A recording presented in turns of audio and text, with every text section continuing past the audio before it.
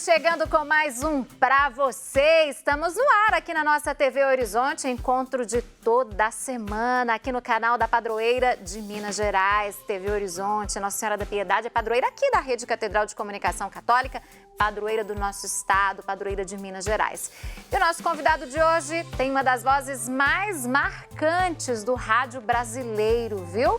Grande radialista, já foi repórter esportivo, repórter político, é um grande comunicador e, além disso, é um profundo conhecedor e divulgador também do chorinho e do samba, também da MPB. Ele canta também, viu, gente? É muito talento uma pessoa só, viu? Vamos conversar com o campeão de audiência do Rádio Mineiro, é nosso colega aqui da TV Horizonte também, nosso querido Assir Antão, e ele está comigo aqui no estúdio. Assir, que alegria tê-lo comigo aqui no Pra Você, para conhecer um pouco mais dessa história. Bem-vindo. A alegria é minha, né? Até porque que quando eu cheguei aqui na TV Horizonte, a minha primeira companheira foi você. Exatamente, no Manhã da Piedade. Nós dois, né? Dividimos o estúdio, até com outdoor, né? É verdade. Os ônibus aí, tivemos uma campanha muito bonita, né? Espalhada por Belo Horizonte. O Assir, vocês estão acostumados a assisti-lo aqui na TV Horizonte, a ouvi-lo na rádio também, mas hoje a gente vai conhecer um pouco mais da história de vida dele. Assir, eu sempre pergunto aqui no início, eu converso com os entrevistados para saber um pouco da cidade de origem, das lembranças de infância, mas eu já vi que você nasceu aqui. Você é Belo Horizontino, né? Belo Horizonte. E que lembranças que você tem? Eu queria saber que bairro você nasceu, como que foi sua infância. Eu nasci no bairro Nova Esperança, Vila Nova Esperança, né? Nunca... Depois, hoje, todo mundo fala meu bairro, mas era a Vila Nova Esperança, muito pobrezinha, sem água encanada, sem luz, né? Era uma verdadeira roça. E lembrar aqui um pouco da nossa querida Aracide Almeida, que dizia, e eu era uma verdadeira chavante, né? Porque a gente vivia num lugar que era interessante, um lugar muito simples, muito humilde, né? Quantos irmãos, Assir? Na verdade, o meu pai dizia que eram 16 irmãos. Nossa, que família mas grande. Só 5 vingaram, né? Porque naquela época as crianças morriam muito antes de nascer, muita coisa, minha mãe foi muito doente. Então, foram 5 irmãos, né? Que lembranças que você tem com essa família? Hein? Que lembranças que você tem de infância com essa família? A família era muito boa, porque o meu pai foi muito carinhoso comigo, né? Era um homem muito carinhoso, extremamente carinhoso. Minha mãe, pela mesma forma, né? Muito carinhosa também. Então, eu fui um garoto assim que eu recebi muito carinho dos pais. E uma família muito unida, muito gostosa, né? Como eram as famílias daquela época, né?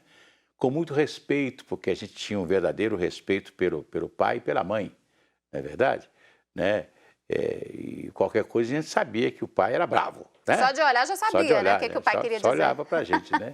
E como eu era o menorzinho de todos, né? Meus irmãos mais velhos também, né? Me corriam com o olhar, né? Assim, passava o olhar a gente já sabia, né? Eu era o mais novo, já tinha os irmãos adultos, né? Então, foi uma família muito, muito gostosa, né? Eu tenho muita lembrança da minha família e hoje somos só 2 irmãos, porque eu já perdi 3 irmãos. E eu sempre estou com minha irmã, toda semana nos encontramos, estamos juntos, né? Passeamos juntos e etc. Isso é muito bom. Você tem lembranças de brincadeiras? Hoje mesmo eu conversava com um historiador, ele falava dos brinquedos, daquela época de produzir, de confeccionar os brinquedos. O que você gostava de brincar? Pois é, e eu gostava, toda a vida eu gostei, toda a vida, desde garotinho, eu me encantava com o serviço de alto-falante dos parques, né? Minhas irmãs mais velhas iam para os parques passear, naquela coisa que você não tinha muita opção de lazer, né? Naquela época. Então, e dava eu chegar no parque, eu ficava encantado com aquele alto-falante, né? Com os o cara anúncios. falando no microfone, aquilo me encantava, né? E eu chegava em casa, eu queria fazer aquilo. Então eu pedi ao meu pai para comprar corneta para mim, cornetinha. E eu pegava as cornetinhas e fazia da cornetinha um alto-falante, como era o alto-falante dos parques. E ficava brincando. E da capelinha do meu bairro também, onde tinha um alto-falante, né? Então aquilo para mim era uma coisa, e eu pegava as latinhas de massa de tomate, furava, né, fazia um microfonezinho, colocava num pedaço de pau e tal, e ficava brincando, pegava cipó. Olha só. Cipó, né? Dava muito cipó, a gente pegava aquele cipó, o meu cipó era o fio. Era o fio que eu fio do tinha, microfone. que é o fio, entendeu? E você ficava brincando de rádio ali em casa Brincava mesmo. de rádio. Aí eu via a Semana Santa na igreja de Seu Bom Jesus, que era a nossa paróquia, a nossa a matriz, né? Então a gente chegava lá e eu via toda aquela representação da vida de Cristo e eu fazia tudo aquilo com teatrinho, com os meninos, né? Então eu tive uma vida toda devotada desde criança. Eu falo assim, eu fui muito fácil. O meu pai que às vezes não reconheceu isso, né? Porque eu já tive a vocação, minha vocação aflorou muito cedo. Desde cedo. Desde cedo. Eu tinha um amigo, o Vadico, que está vivo até hoje, com um problema de saúde muito sério, mas o Vadico, ele era o consertador. Ele fazia tudo. Então, olha para você ver, o Vadico foi, ao longo do tempo, quando ele comprou um carro, ele nunca levou no mecânico. Com o carro dele, ele montou uma oficina. Ele montou lanternagem, pintura, tudo. São os nossos com dons, o primeiro né? carro, porque é o dom dele, né? Então, eu tinha o dom da comunicação. Com certeza. Fazia teatro, nós fazíamos palcos imensos, com cortina, pedia um lençol velho ali, outro lençol velho ali para fazer as cortinas. Então, essas coisas que a gente fabricava para depois apresentar uma peça de teatro, a gente fazia isso. Você nunca teve dúvida que esse era o seu caminho, esse era o caminho da comunicação? Ou teve aquele momento que você pensou, acho que eu vou fazer um direito, ali por influência da família? Não. Prova que quando eu cheguei no rádio, praticamente, meu pai me colocou numa oficina mecânica para trabalhar, quando eu tinha 14 anos. Mas eu já tinha experiência com 14 anos, porque o Aguinaldo Reis, que era um comunicador sertanejo aqui de Belo Horizonte, trabalhava na Rádio Minas e foi da Rádio Guarani também, e ele foi fazer um show da Nova Esperança, e eu que estava animando o show, aquele negócio todo e tal, e ele se entusiasmou comigo e me levou para o rádio. Eu tinha ainda, antes de começar a trabalhar oficialmente, aos 14 anos. E eu ia lá, já tinha uma voz já de adulto, e fazia locução comercial para ele. Então eu tive essa experiência. O meu pai, com medo, porque o meu irmão mais velho foi cantor de rádio. Naquela época, cantor de rádio não ganhava nada. Né? E meu pai, com medo de eu ir para o rádio também, porque meu irmão não deu certo. Não é que não deu certo, ele tinha que sair daqui para cantar fora daqui, para tentar a vida artística fora de Belo Horizonte. Ele cantava no rádio aqui, né? Aí meu pai, achando que eu ia também para o rádio e tal, e aí o que aconteceu? Me colocou na oficina mecânica. Só que na oficina mecânica era na rua Tamoios, entre a Olegário Maciel e a Rua Guarani, que era a Abrochada S.A., uma empresa que era concessionária de caminhões, tratores. E na Rua Guarani, do lado, tinha a Rádio Jornal de Minas. Estava escrito mesmo, não tinha como A Rádio Jornal de Minas ficava do lado. Então, eu saía da oficina, passava na rádio. Comecei a conversar com o pessoal e fui trabalhar na rádio também. E a Rádio Jornal de Minas é hoje a nossa Rádio América, né? Que era a Rádio Jornal de Minas, né? Que ficava ali no antigo Cine Leão 13. Cine Leão 13 tinha um auditório grande, bonito, maravilhoso. Você se lembra qual foi a primeira vez que realmente você pegou um microfone profissional e foi narrar um fato, fez um trabalho profissional? Eu acho que eu cheguei muito pronto no rádio, porque eu era o locutor da igreja lá do meu bairro. Já fazia trabalhos na igreja, todo mundo já conhecia você, sua voz. E etc. Falava com o bairro todo, era como se fosse uma rádio, né? Então eu fazia tudo isso no serviço de alto-falantes da igreja, né? Da Capelinha de Santa Luzia, que está lá até hoje. E aí, quando eu cheguei no rádio, eu cheguei pronto, praticamente, que eu já não tinha medo de microfone, já falava com desenvoltura, já sabia impostar a voz, etc. Tal. Então, quer dizer, e outra coisa, né? Ouvindo os melhores locutores do Brasil naquela época, né? Eu ouvia muito rádio. Ouvia? Eu ouvi muito, né? Os grandes locutores de Minas Gerais, Ibrahim Uri, né? O nosso o Márcio, né? Roberto Márcio, grandes locutores. Então eu ouvi esse pessoal todo e convivi com eles depois, né? Foi muito importante para mim. E aí, de lá para cá, e quando você começou, foi como repórter? Eu comecei, primeiro nesse programa, né, imitando, naquela época, o Mauro Gonçalves. Você lembra do Mauro Gonçalves? Mauro Gonçalves, me lembro dele. E é o nosso Zacarias. Sim, sim. O Zacarias, o Mauro Gonçalves trabalhava na Rádio Confidência. A Rádio Confidência tinha muitos programas de humorismo, né? E eu imitava o Mauro Gonçalves. Então fizemos o Aguinaldo Reis criou um quadro para mim. Além de locutor, eu fazia a locução, eu fazia um quadro, né? Imitando o Mauro Gonçalves. Começou no humor. Né? No humor, fazendo humor. Depois, eu já tinha muito cedo naquela época você ia para a escola de datilografia, fiz 1 ano de datilografia, fui um exímio datilógrafo, né? Então, quando eu cheguei aí eu fui para a Rádio Jornal, já, numa época, mexendo no esporte, fazendo entrevista, né? E era tudo a pé. Tudo funcionava mais ou menos no centro, né? Você ia no América, eu saía da Rádio Jornal na Rua Guarani, ia no América, pela Rua Tamoios. Nessa época você estava com que idade? Já estava com os meus 17, 18 anos, né? Adolescente ainda, muito novo também, né? E depois passei pela Rádio Itatiaia também, mexendo na Rádio Itatiaia sempre teve uma escola, né? E a escola começava no plantão esportivo. Todo mundo trabalhava no plantão esportivo. Então, você começou lá também? Naquela escola, né? Eu passei pela escola da Rádio Itatiaia, depois fiquei na Rádio Jornal. E aí, com a experiência, eu comecei a fazer entrevista com um gravadorzinho debaixo do braço, ia para o campo. Eu ia no América, tudo a pé. Saía da rádio 8 horas da manhã, pegava o gravador, ia no campo do América, que era na Alameda, ali atrás do Parque Municipal. Dali eu ia no Atlético, a pé, em Lourdes. De Lourdes eu batia no Cruzeiro. Nossa. E eu lembro que o Raul teve um programa na Rádio Jornal, chamava Raul Defende os Discos, ele com a Dulce Maria, né? O Raul tinha que chegar na rádio 11 horas. A nossa resenha era 10h30.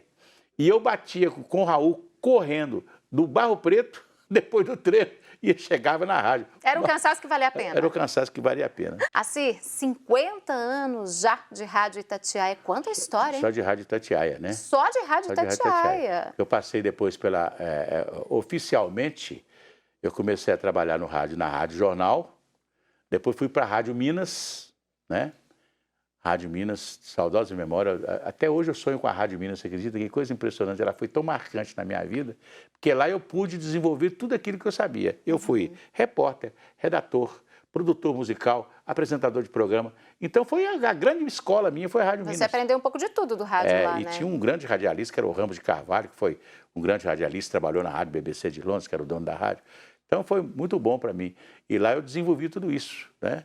Quando eu cheguei na Rádio Itatiaia em 1970, eu já cheguei pronto, né? Prova que no primeiro mês que eu cheguei lá, eles descobriram que eu redigia bem, e etc e tal. Eu fui ser o redator do Jornal das 12, que era o principal jornal da rádio, que era de 12 às 13 horas, né? Que tinha a participação de Dom João de Rezende Costa, né? Era um jornal maravilhoso. E então eu cheguei pronto, praticamente fazendo tudo. E o bom disso é porque você sabe como que funciona tudo, né? Você consegue curar, você redige, você leva para o ar, você edita. O bom do profissional que vem do rádio é isso. Na Rádio Itatiaia era naquela época, né, com as dificuldades todas que a gente passava, então eu tinha que fazer, redigir, editar, exatamente, copiar, ia para a central técnica, copiava tudo, colocava numa fita só para facilitar para o operador no outro dia. Quer dizer, eu fazia tudo porque não tinha gente para fazer isso. Hoje você tem as pessoas profissionais. Cada um no seu setor, né? Cada um no seu setor, né? Você fazia tudo isso, né? Então era bom. E a gente trabalhava muito, mas trabalhava com muita alegria. E foi assim que eu fui me tornando. Em 1968, 69, teve eleição para governador, eleição indireta para governador em Minas Gerais. E aí eu comecei a fazer também política. A partir daí passei a fazer política. Você foi repórter, né? Você cobriu muito política e trabalhou como assessor também de vários políticos, mais de 35 anos. Depois fui assessor de comunicação da Secretaria do Trabalho e Ação Social, da Secretaria de Estado de Esportes e da Prefeitura de Contagem também. Fui assessor de comunicação lá. Trabalhei lá durante 8 anos. Você conseguia conciliar muito bem esse trabalho? Porque rádio, cobrindo e ao mesmo tempo assessorando também. Trabalhava demais. Foi um trabalho... Trabalhei muito.